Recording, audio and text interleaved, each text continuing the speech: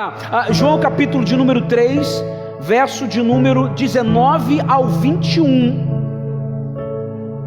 Os santos acharam aí João 3, verso de número 19 ao verso de número 21. Acharam aí, amém? Diz o seguinte a palavra do Senhor: e a condenação é esta, que a luz veio ao mundo, e os homens amaram mais as trevas do que a luz, porque as suas obras eram más. Porque todo aquele que faz o mal odeia a luz, e não vem para a luz, para que as suas obras não sejam reprovadas. Mas quem pratica a verdade vem para a luz, a fim de que as suas obras sejam manifestas, porque são feitas em Deus. Feche seus olhos, Senhor, fale conosco por meio da tua palavra. É o que nós te pedimos, em nome de Jesus, amém. Amém. Queria você sentar, Carlão, verso 21. Amados, nós, verso 19, por favor, deixa lá. Diante de nossos olhos, eis uma revelação, uma palavra dura de se assimilar, de digerir, melhor dizendo. Jesus está dizendo que a luz veio ao mundo, e os homens amaram mais as trevas do que a luz. Como não amar Cristo? Como não amar a luz? Como não se aproximar? Essa é a pergunta que salta diante dessa leitura. Como escolher trevas ao invés da luz? E nós estamos falando durante esse mês inteiro em cima desse tema, então eu não preciso explicar o que é luz, o que é trevas, mas a perspectiva é como que nós decidimos amar mais as trevas do que a luz. E a verdade é que não existe nada que nos aprisione nas trevas. A redenção, remissão, já falamos sobre isso, mas nenhuma corrente é forte o suficiente para nos prender de chegar até a luz que é Cristo Jesus. Nem vício, nem drogas, nem pornografia, nem mentira, nem sonegação. Nada nos impede de se aproximar, de nos aproximarmos à luz. Nada nos impede de chegarmos a Cristo. Você conhece testemunhos sobrenaturais de pessoas que tinham uma vida totalmente contrária, mas quando elas ouviram falar de Jesus, eles foram correndo aos pés do Senhor. Há um testemunho que mexe muito comigo de um homem travestido de mulher. Ele estava decidido a se matar ali na Avenida Brasil, e ele caminhando, ele toma uma decisão de que ele vai dizer: Senhor, olha, se tu existe, agora é o momento, que eu já estou subindo a passarela para me jogar, esse é o momento. E aí ele está caminhando, dizendo isso, e aí aparece uma igreja imensa. Eu vou entrar lá então. Então eu estou entendendo que ao ver a igreja, talvez o Senhor esteja me chamando para entrar. E ele entra na igreja. Quando ele vai entrando, subindo as escadas, alguém da recepção da igreja fala: opa, você vai aonde dessa maneira? Onde você vai entrar? Você acha que você vai entrar aqui vestido desse jeito? Não pode não. E ali ele sai em choro, desespero, dizendo: Senhor, eu te dei uma oportunidade, agora eu estou indo para a morte. E aí ele está indo chorando, caminhando chorando, e ele está vendo a passarela que ele vai se jogar, andando chorando, e ele aparece diante de uma outra igreja pequena, em que tinha uma senhora de 1,5 m, olhando para ele, abriu um sorriso, e ele chorando, ele entra na igreja. Aquela senhora o recebe na porta e diz: meu filho, Deus te ama. Ele cai em choro, em desespero, e ali ele entra dentro do culto, dentro da igreja, oram por ele, ali ele aceita Jesus, e ele muda totalmente a sua vida. Nada o prendia, nem a morte foi suficiente para prender ele de se aproximar à luz de Cristo. Então, se nada nos prende a chegarmos ao Senhor, a pergunta que eu me faço é: como que os homens amaram mais as trevas do que a luz, se a luz quebra todas as correntes que nos prendem, que nos aprisionam? Como decidimos amar mais as trevas do que a luz? E essa pergunta surge até hoje, Por que o irmão não se converteu ainda? Passou por um sofrimento, passou por uma luta absurda, e mesmo assim continua vivenciando uma vida de erros e pecados. Ele conhece a palavra. Por que ele decidiu permanecer ali? Ou talvez você que já fez visita em hospital, deve com certeza ter conversado com algumas pessoas em leito de morte, e nesse diálogo você quer evangelizar. Olha, seu momento agora, a oportunidade é hoje, aceita Jesus, e a pessoa olha para você e diz: não quero.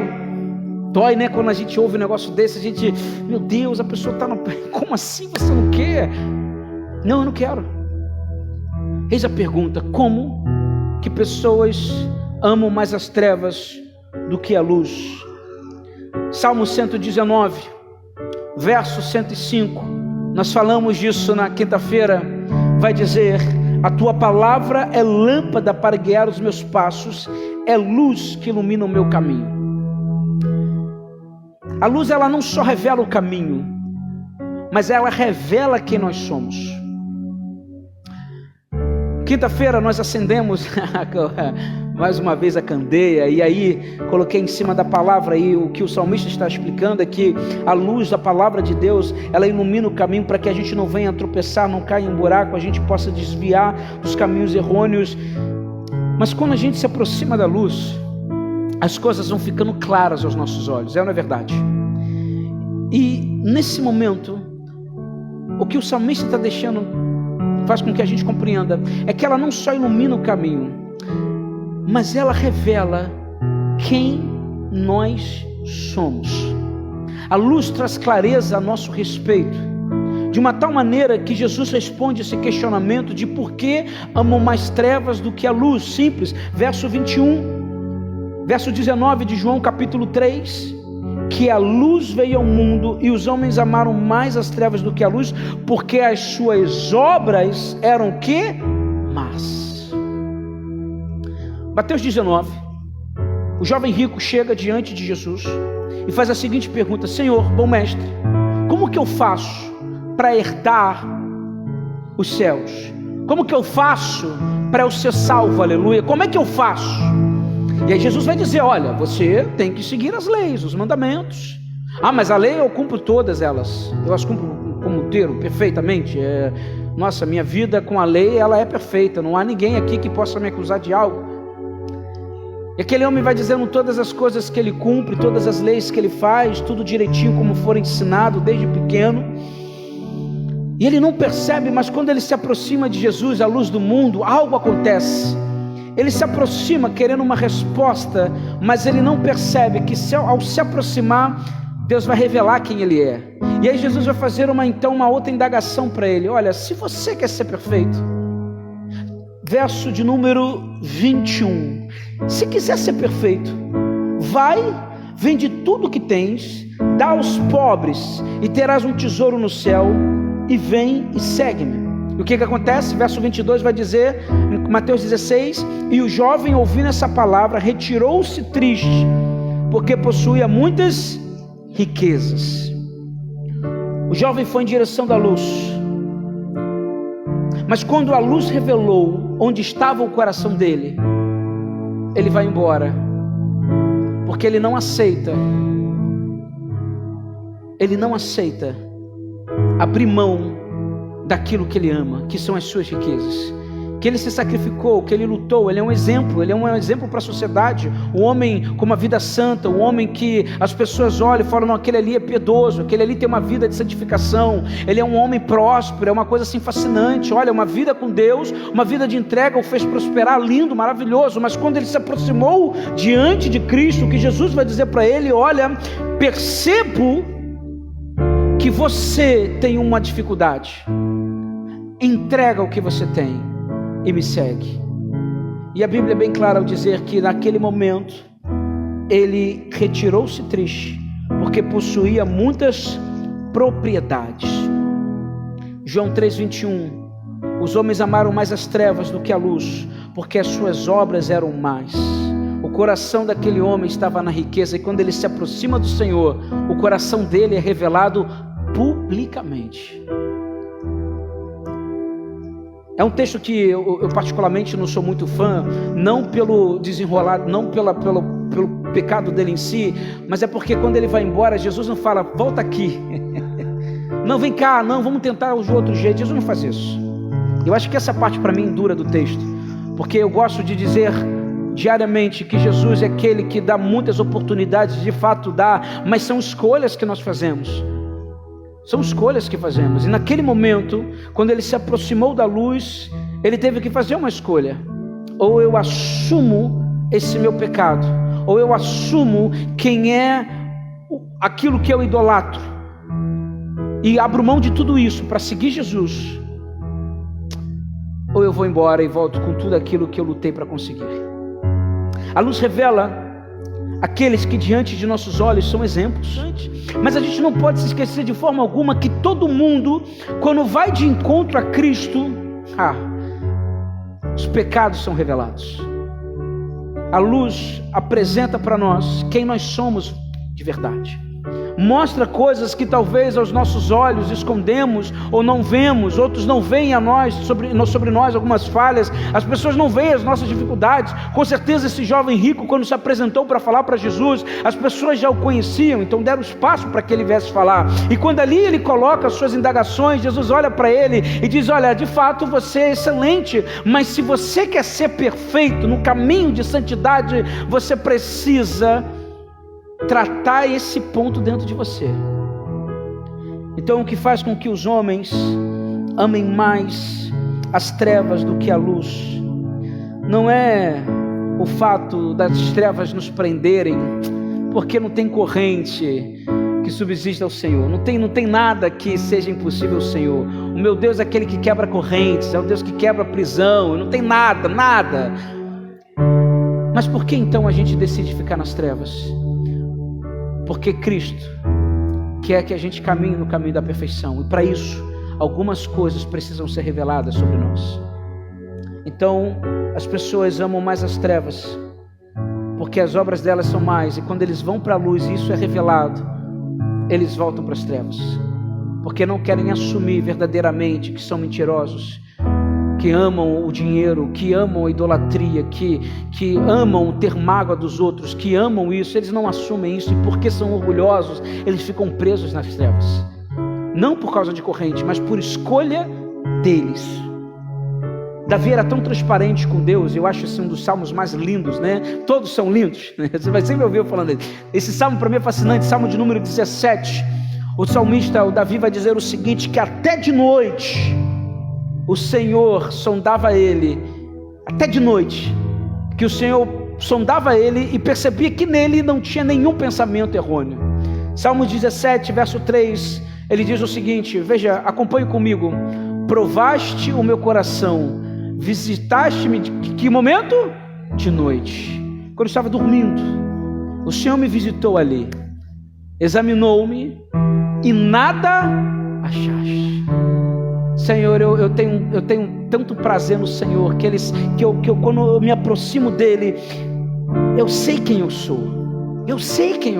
Então quando eu me afasto da luz, eu estou em trevas, mas quando eu me aproximo, eu estou dizendo que eu aceito que de fato eu sou assim assado e por aí adiante. Mas volta comigo no texto de João capítulo 3. Jesus está falando com um homem chamado Nicodemos, também tinha sua cegueira espiritual. Mateus capítulo 19 é o exemplo do jovem rico, que ao se aproximar de Jesus, Jesus revela algo que dentro dele, ele fingia que não existia, mas foi colocado à prova. Olha, aqui está o seu problema. E aí quando ele se depara com isso, ele não quer lidar com isso, então ele vai embora. Nicodemos é fascinante, esse diálogo aqui é fascinante. Eu quero tentar ser bem breve sobre esse resumo, mas Nicodemos, João, quando conta esse diálogo de Jesus e Nicodemos, ele começa a partir do verso 2, dando para nós dois detalhes importantíssimos. Se você puder ir comigo, João capítulo de número 3, verso 2, ele vai dizer o seguinte: certa noite veio falar com Jesus e disse: Rabi, todos nós sabemos que Deus enviou o Senhor para nos ensinar. Seus sinais são prova de que Deus está com o Senhor. Quando João fala que havia esse homem chamado Nicodemos, ele relata o horário, e é interessante a gente pensar nisso, quando ele vai à noite. Alguns gostam de dizer que ele vai à noite para que ninguém o veja, né? Mas ao mesmo nós podemos perceber na história de Jesus que é difícil falar com ele, né? Uma multidão seguindo ele, uma multidão ali, talvez de noite é um momento mais tranquilo, e então ele se encontra com Jesus no momento que é oportuno a ele. Talvez ali ele vai ter mais atenção de Jesus, e de forma alguma o desejo de Nicodemos é acusar Jesus de alguma coisa. Não, ele quer conversar, ele é um homem piedoso, um homem com uma vida com Deus, excelente testemunho, mas ele tinha uma cegueira espiritual. Ele queria tirar dúvidas, Bruno, ele queria tirar indagações dentro do ser dele. E é interessante porque a Bíblia está dizendo para nós que ele escolhe o horário da noite, e quando ele diz, João 3, por favor, e quando ele diz no verso 2, João 3, 2, veja, Rabi, bem sabemos, ao plural aqui, automaticamente quando ele diz bem sabemos no plural, é possível, e assim se é apresentado, que Nicodemos era o líder dos fariseus, ele era o representante máximo deles. O que mostra que nós estamos falando de alguém com uma vida maravilhosa, um excelente testemunho, Estela, excelente testemunho, piedoso, homem de Deus. E ele chega para conversar com Jesus, mas Jesus é aquele que conhece o nosso coração, né? E ele chega conversando com Jesus, Rabi, nós reconhecemos que tudo que você faz mostra de fato que você é o Messias, não há dúvida em nós. É impossível, ninguém nunca fez o que você tem feito, e nós estamos assim impressionados.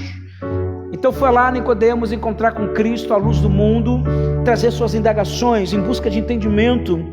E Jesus faz com Nicodemos o que um bom pai faz com o filho. O pai sabe que chegou sexta-feira, o filho arruma o quarto, é delicado, lava a louça, faz tudo, e você só repara, está querendo alguma coisa, vai pedir alguma coisa. E ele vem, papai, vai pedir alguma coisa mesmo, né? Ou com a mãe, toda carinhosa, todo aquele jeito, é muito abraço. Segunda, péssimo. Terça, quarta, mais ou menos. Quinta, já está mais doce. Sexta, ai mamãe, eu te amo tanto, você é maravilhosa. Está chegando o final de semana, não é verdade? Olha, pai, os meus amigos vão sair e tal, poxa, dá um dinheiro aí, vai pedir alguma coisa, né? Quem já fez isso aqui, levanta seu mão, misericórdia. É nosso, né, da natureza humana, a gente tenta convencer de jeito ou de outro. E lá vem Nicodemos, e Jesus já conhece o coração de Nicodemos, porque João, capítulo de número 2, verso 25, João vai dizer uma coisa fascinante a respeito de Cristo, que não necessitava de que alguém testificasse do homem. O homem não precisava falar sobre ele mesmo, ou falar quem era o fulano, quem era o ciclano, porque ele bem sabia o que havia no homem. Jesus é aquele que já conhece você por inteiro. Então ninguém precisa falar de um ou de outro, ao fulano é assim, Jesus está vindo, eu já sei quem ele é, eu já conheço o coração, já sei o pensamento, eu entendo ele, eu acho isso fascinante. João também conta para nós, este para mim é um dos textos mais lindos, todos são lindos, né? Mas esse é um dos mais lindos, do encontro de Jesus com Natanael. Encontro de Jesus com Natanael. É lindo demais. Natanael está sentado meditando sobre os pais da igreja, né? Os patriarcas, melhor, da igreja não, os patriarcas Abraão, Isaac e Jacó, meditando e pensando nos grandes profetas, no rei Davi, e ele meditando e pensando, meu Deus, homens piedosos, homens que foram usados. E aí então chega o seu amigo, um profeta, um discípulo do Senhor, e chega falando, Natanael, Filipe é o nome dele, Natanael, eu encontrei o Messias. E ele ouve aquilo e o coração dele fica, como assim? Eu encontrei Messias, ele é lá de Nazaré. E aí fala, não é não, Messias de Nazaré, que papo, não tem nada de bom de Nazaré. E aí ele vem ver com seus próprios olhos. E lá foi Natanael em direção, junto com Filipe, até o encontro de Jesus. E é lindo que a Bíblia vai dizer para nós que enquanto ele está vindo da direção lá do portão e a distância de Jesus aqui, a Bíblia diz que quando Natanael vai chegando, Jesus vai dizer em alto bom som, João 1,47, aí está um verdadeiro filho de Israel, um homem totalmente íntegro. Ele estava vindo e ele nem sabia quem era Jesus, mas Jesus já sabia quem ele era, porque Jesus conhece o nosso interior. E Jesus vai dizer: lá está vindo o verdadeiro judeu. E aquele homem se assusta, ele diz: como que você sabe? O que falou a meu respeito? Aí Jesus fala o seguinte: eu vi você quilômetros de distância, pensando nos grandes homens de Deus, e eu quero te dizer que você não tem nem ideia do que vai acontecer na tua vida. Você vai ver céus abrindo, anjos descendo, porque o que você vai vivenciar é sobrenatural. Veja, Jesus já está vendo a indagação dele antes dele vir. Esse é Jesus.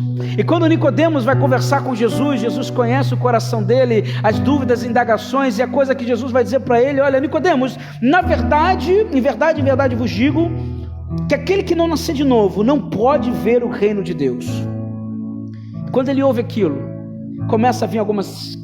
Ele não entende, né? Ele não compreende. Então, o diálogo de Jesus com Nicodemos, eu faço aqui de forma resumida, começa a partir do nascimento. O que Jesus está dizendo para Nicodemos é: Nicodemos, eu sei que você compreende o nascimento natural, mas existe um outro nascimento, que é o nascimento espiritual. Você pensa em salvação a partir do olhar do nascimento natural, mas eu quero te dizer que para ser salvo, você precisa passar pelo nascimento espiritual, nascer do alto. Você judeu como eu, achamos que ser salvo basta ser judeu. Eu quero te dizer que não. Para ser salvo, mesmo sendo judeu, você precisa do nascimento espiritual. E ele ouve aquilo e, como já dito, ele está numa cegueira espiritual. Ele não entende, ele não compreende. As suas indagações pioram e ele não compreende. Nascer do alto, se eu nascer aqui, como assim, como funciona isso? Posso voltar para a barriga da minha mãe? Ele não conseguia pensar além do físico, do natural, e Jesus está falando de coisas espirituais. Então aí Jesus entra no segundo ponto da conversa, e ele vai falar sobre o vento do Espírito. Verso 8, João 3:8, ele vai dizer as seguintes palavras. Se você puder ler bem alto o que diz ali, 1, 2, 3 e...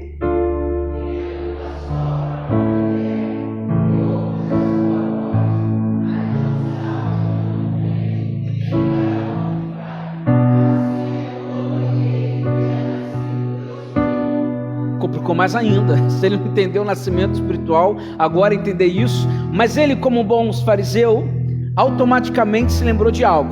Veja, no hebraico, tanto quanto no grego, você vai perceber que o termo vento também significa espírito.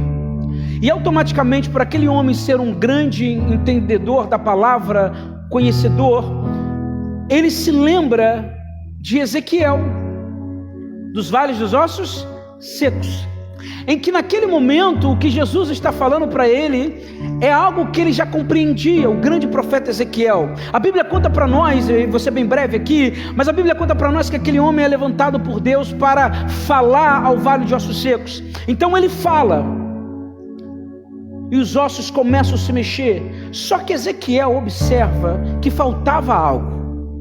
Ezequiel capítulo 37, verso 8 diz que enquanto eu olhava, os ossos se cobriram de tendões e músculos, depois de pele, porém não havia respiração nos corpos. Faltava um sopro, faltava um vento. Então o Senhor me disse, verso de número 9, o que ele disse? Profetiza ao Espírito. Veja, outras versões, como a minha, vai dizer: homem mortal, profetize para o vento.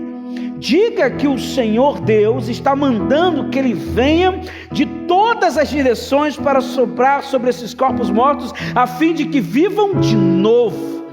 Nicodemos, você precisa do vento do Espírito, porque você, Nicodemos, é como aqueles ossos do vale, são como aqueles ossos do vale de ossos secos.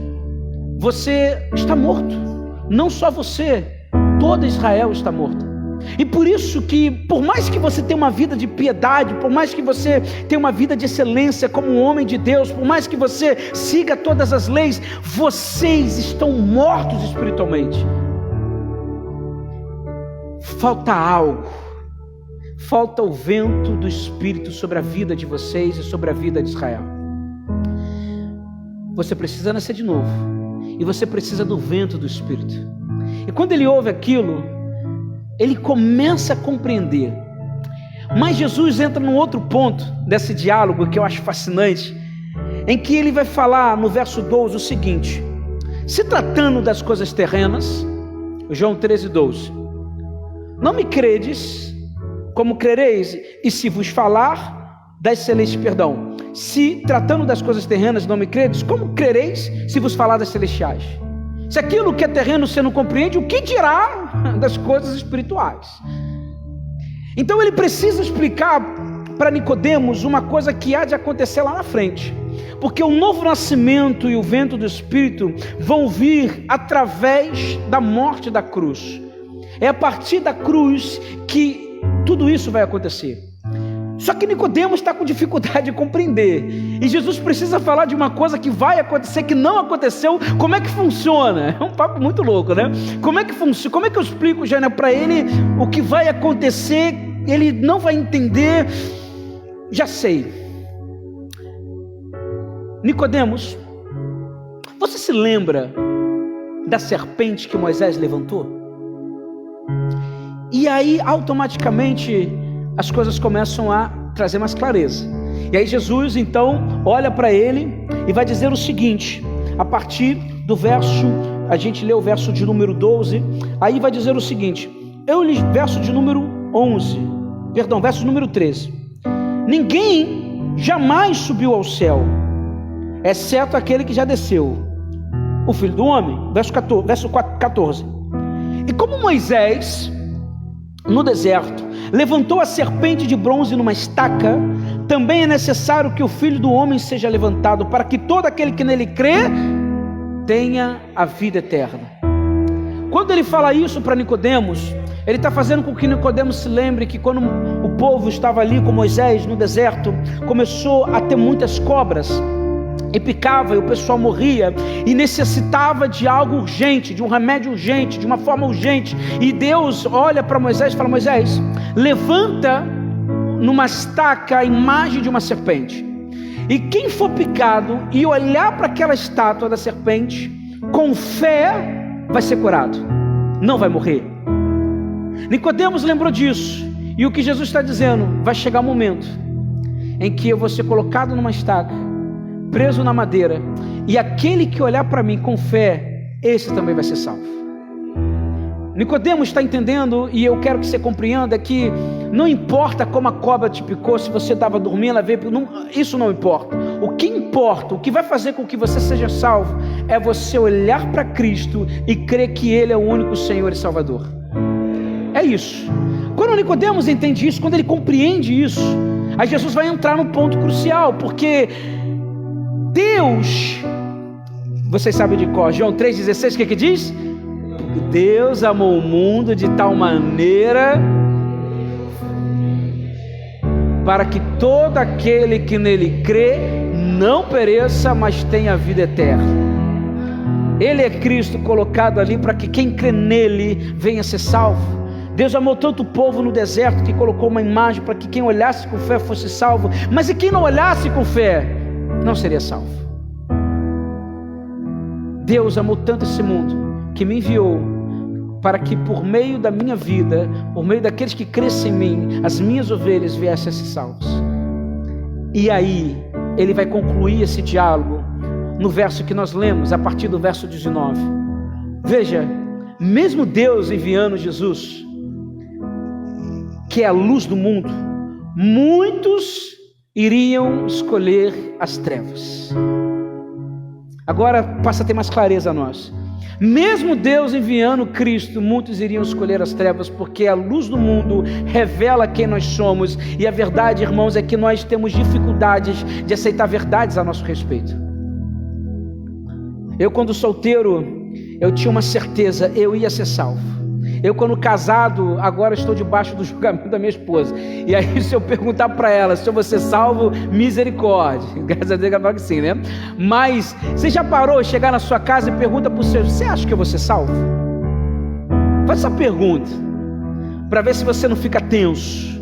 Olhando para mim, você como esposa, eu como marido, olhando para a minha vida, você acha que eu vou ser salvo?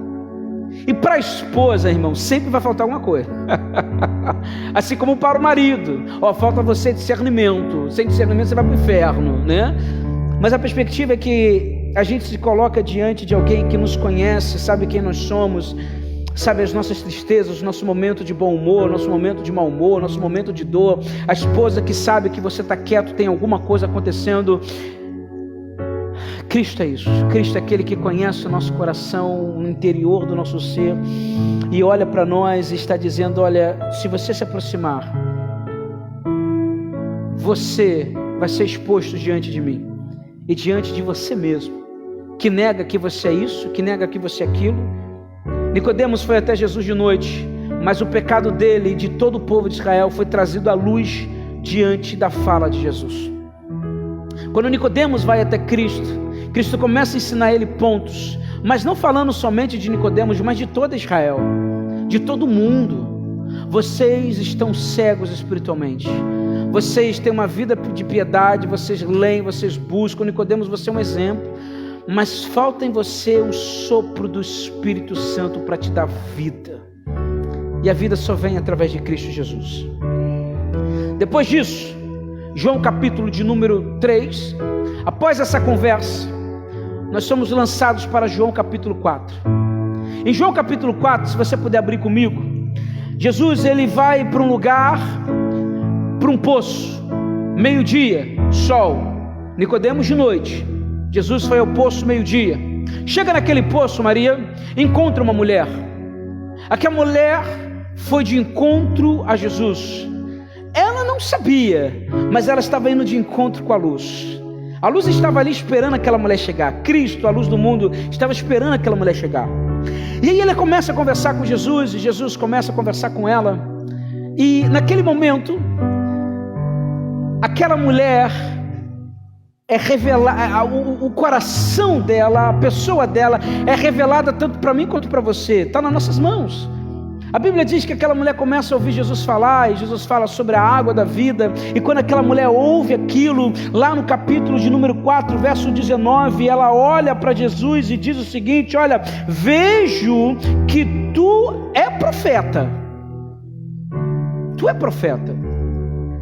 Ali Deus se revelou a ela, ela foi apresentada a Deus, e quando ela ouve que ela tinha uma sede inconstante, ela reconhece: de fato, esse homem é profeta. Eu reconheço que tem algo diferente. E aí Jesus fala o seguinte: chama lá teu marido.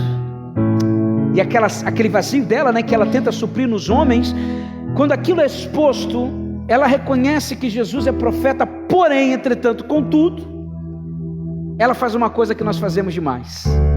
Ao invés dela falar: Senhor, eu reconheço que você é profeta, reconheço que eu tenho um vazio dentro de mim, eu reconheço que eu tenho buscado essa água diariamente, e não é no primeiro, nem no segundo, nem no terceiro, nem no quarto, eu estou indo para o quinto marido já. Eu tenho um vazio dentro de mim, eu reconheço isso. Ela não diz isso, ela diz: tu é profeta, mas faz um favor, me tira uma dúvida. Ela começa a puxar para um outro assunto. Jesus está dizendo para mim: Fernando, você tem que mudar nisso. Senhor, eu realmente reconheço que eu tenho que mudar nisso. Mas Senhor, me tira uma dúvida aqui. E essa questão aqui? A gente vai empurrando algumas coisas para o lado, né? Fomos revelados. Jesus mostrou quem nós somos. Ela vai dizer o seguinte, aí que eu acho muito engraçado, né? Verso de número 16, João 4, verso 19, desculpa. Senhor, o Senhor deve ser profeta, disse a mulher. Então diga-me. Ela entra numa indagação.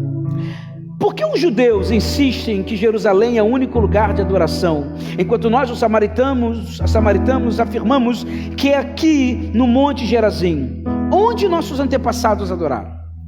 Aí a pergunta dela é curiosa, aleluia, porque ela acaba de ser exposta diante de Deus, diante dela mesma, mas ela não quer falar disso. Ela não quer falar, ela não quer conversar com Jesus e de fato reconhecer: Senhor, tá bom, eu sei que eu tenho buscado vários homens, encontrar felicidade, o carinho, seja pelo que for, mas vamos mudar de assunto. Vamos mudar de assunto. Aonde que nós devemos adorar? E Jesus percebe isso nela e fala: mulher, vem cá, não é onde se adora. Esse chegou o tempo que Deus procura aqueles que o adoram em espírito e em verdade. não tem a ver com o local, tem a ver com quem você é. E eu estou dizendo para você que a água que eu te der, você nunca mais vai ter sede. Para de fugir desse assunto. Ah, pastor, hoje pregou uma coisa que eu não gostei. Aí você muda de assunto, você quer fugir para um outro canto, você se desvia, sua mente desvia para outro lado. Você já assistiu sermão no YouTube? Ou ouviu algum sermão? E aí quando começa a martelar num ponto que para você, você vai beber água. Se estiver na igreja, você vai beber água. Você vai mexer no celular. Você começa a botar seu pensamento no almoço, durante a semana. Ou quando você está no YouTube vendo alguma pregação e o pastor começa a pregar, começa a falar, e você fala, ai, está doendo, que misericórdia. E aí você, vou assistir isso depois. Ou você se ocupa com outras coisas para você não, porque dói, não é verdade? A palavra do Senhor revela quem nós somos, e algumas coisas nós não gostamos de assumir. É o que aquela mulher acabara de fazer. E quando Jesus fala para ela, e ela sem perceber que ela está diante da luz do mundo, ela começa a ser exposta ali, e ela entra numa neura. Não, vamos mudar de assunto, não quero falar disso aqui agora não. Aquela velha conversa, né? Esposa, precisamos conversar sobre algumas coisas. É quando você começa a falar, não, eu tenho que fazer alguma coisa, vai conversando enquanto eu lavo a louça. Não, vamos sentar e vamos conversar. Tem coisas que tem que ser aqui, ó, tete a tete. Esse é o ser humano.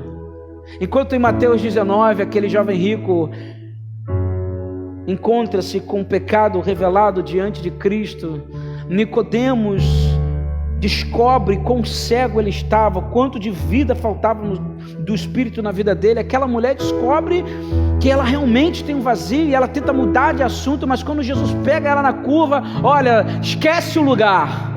Não é o lugar que importa, é o teu coração que importa. Essa é a verdade na sua adoração. E ali naquele exato momento a mulher diz, não, realmente eu reconheço que o Senhor é o Messias, o tão esperado.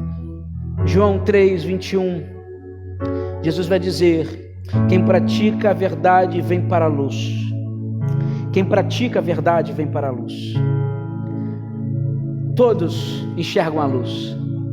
Todo mundo enxerga a luz. Mas escolher viver na luz é um outro assunto. Eu sou a luz do mundo, mas amaram mais as trevas do que a luz, porque preferem negar quem de fato são.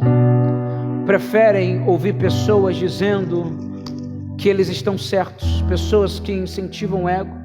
Estava ontem vendo um filme com a minha esposa e uma pessoa no processo do filme tinha uma amiga que incentivava ela a continuar bebendo, a continuar fumando e fugir dos seus sentimentos de agonia e de tristeza. E eu olhei para aquela mulher e falei, olha como que essa moça é, como que ela influencia a vida da outra.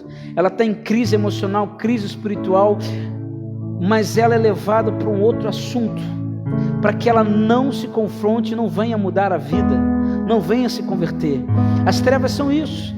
Eu não aceito que me chamem de mentiroso, eu não aceito que me chamem de orgulhoso, eu não aceito que eu sou uma pessoa amarga, eu sou uma pessoa difícil, não aceito isso. E aí eu quero que também os outros não aceitem.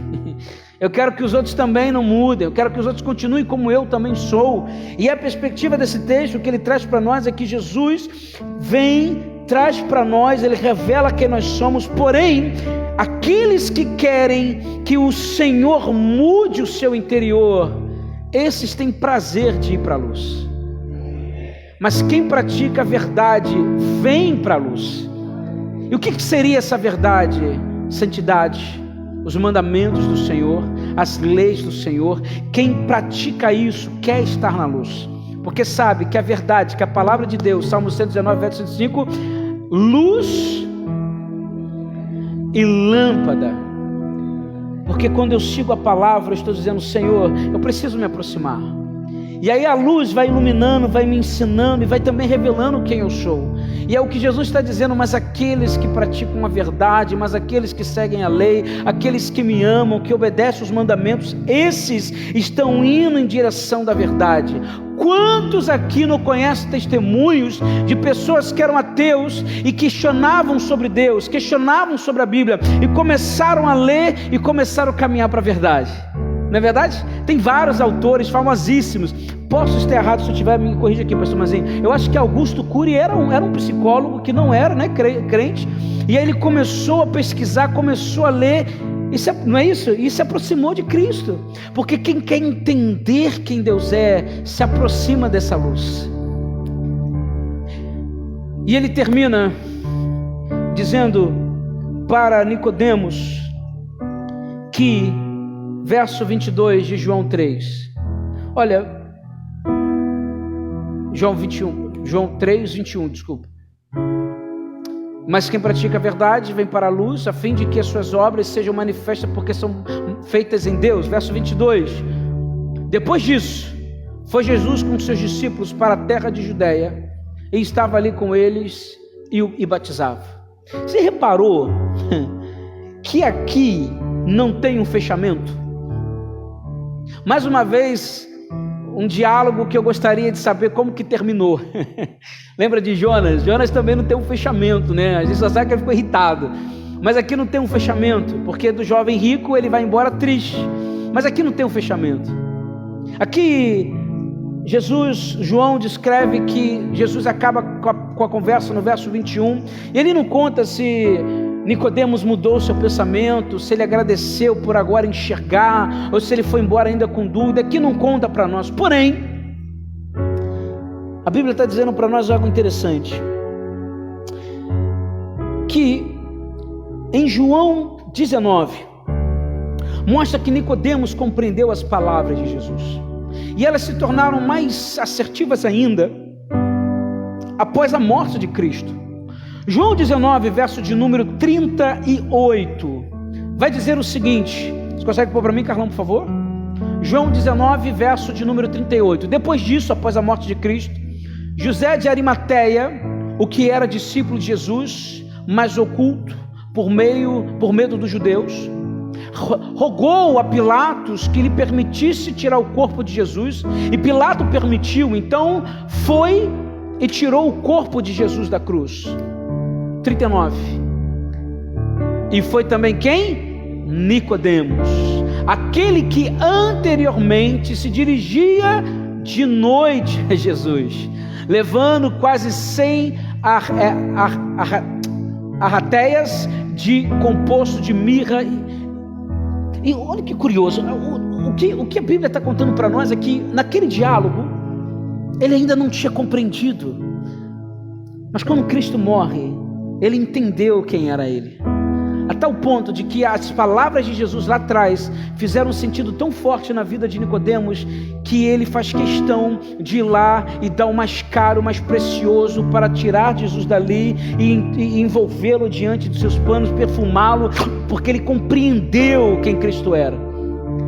Quando andamos na luz, reconhecemos quem somos. E aqui eu quero concluir fazendo algumas perguntas para os irmãos, dizendo o seguinte: se a luz revela quem somos, se ela sonda e conhece os nossos corações, quem é você? Quem é você? Quais são as suas fraquezas? Quais são as suas lutas? Qual é o seu ponto fraco? Aonde você... Quais são os gatilhos que te fazem pecar? Quais são as coisas que você ouve que enfurecem teu coração? O que teu marido faz que te irrita tanto, que você parece que quer explodir a cabeça dele? O que a sua esposa faz que parece que te estressa, os seus filhos, os seus pais? A gente precisa conhecer quem nós somos. Não numa leitura egocêntrica de que nós somos o centro, de forma alguma. Centro sempre é Cristo, mas nós precisamos saber quem somos, porque Satanás age assim. Ele ainda não entendeu que a fraqueza dele é isso, então eu vou jogar em cima disso. Ele não entendeu que a fraqueza dela é aquilo, então eu vou jogar isso em cima dela, porque aí que eu pego e destroço a vida dela. Repita comigo: quem se adianta governa. É isso. Eu preciso governar o meu ser na palavra do Senhor, à luz da palavra, para eu me adiantar diante dos meus sentimentos. Veja, acordei de mau humor, quero nem olhar para minha esposa, misericórdia, quero falar com ninguém. Esse sentimento, quando você está à luz da palavra, quando você busca intimidade com Deus, você fala: Senhor, eu não estou de bom humor, alguma coisa, eu preciso me adiantar, eu preciso estar adiante, porque eu sei que eu tenho que ir para o trabalho, eu tenho que ter isso, eu estou de mau humor, eu preciso governar esse meu sentimento. Por que eu estou assim? Que preocupação que está dentro de mim? Essa leitura que nós temos que fazer, e de uma forma bem simples, irmãos, a palavra de hoje é para colocar sobre a sua mente quem nós somos. Quem nós somos? Porque Satanás, quando vai de encontro a Jesus, ele espera os 40 dias passarem no deserto, e quando Jesus estava com fome, aí ele entra. Ele só vai entrar quando a gente estiver com a nossa fraqueza. Ele não vai esperar, falar: não, agora Fátima saiu do culto, ela está bem, eu vou deixar ela quieta, mas amanhã vai comer na minha mão. Lembra do Salmo 91? Então, quando a gente fala sobre aqueles demônios, há um horário específico. Olha, a Nazaré saiu do culto hoje cheia de fé, mas amanhã eu vou falar sobre política para ela, ela vai ficar triste. Aí que, né? É assim que funciona.